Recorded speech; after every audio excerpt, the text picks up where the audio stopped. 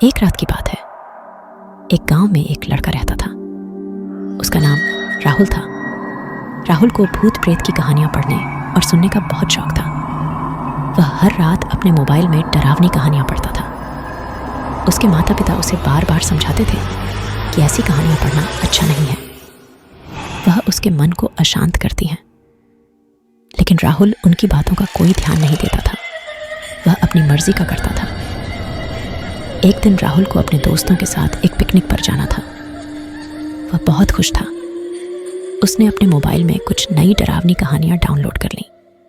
वह सोच रहा था कि वह अपने दोस्तों को भी उन कहानियों को सुनाएगा।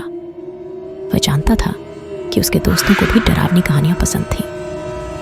राहुल और उसके दोस्त पिकनिक पर गए। वहां उन्होंने बहुत मजा किया। वहां एक झील थी। उसके पास एक बड़ा पेड़ था। उस पेड़ के नीचे उन्होंने अपना टेंट लगाया। शाम को वहां आग लगाकर बैठे।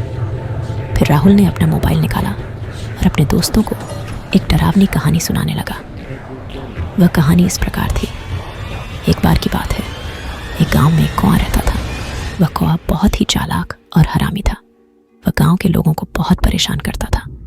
वह उनके खेतों में अनाज उड़ाता था, उनके घरों में चोरी करता था, उनके बच्चों को डराता था, उनके पालतू जानवरों को चोट पहुंचाता था।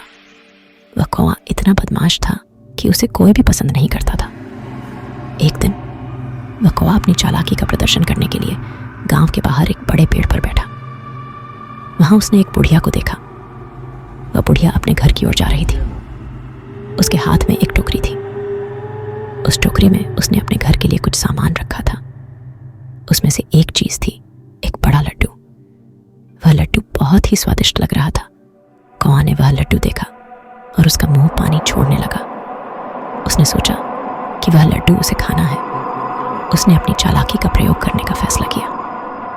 वह बुढ़िया के पास उड़कर गया। उसने बुढ़िया को पुकारा, नमस्ते बुढ़िया जी, आप कैसी हैं? कौआ ने कहा। बुढ़िया ने उसे देखा और हैरान हुई।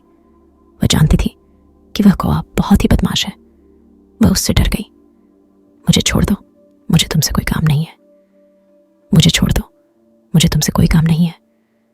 तुम तो बस लोगों को परेशान करते हो। बुढ़िया ने डरते हुए कहा, अरे नहीं बुढ़िया जी, मुझे तो बस आपसे बात करनी है।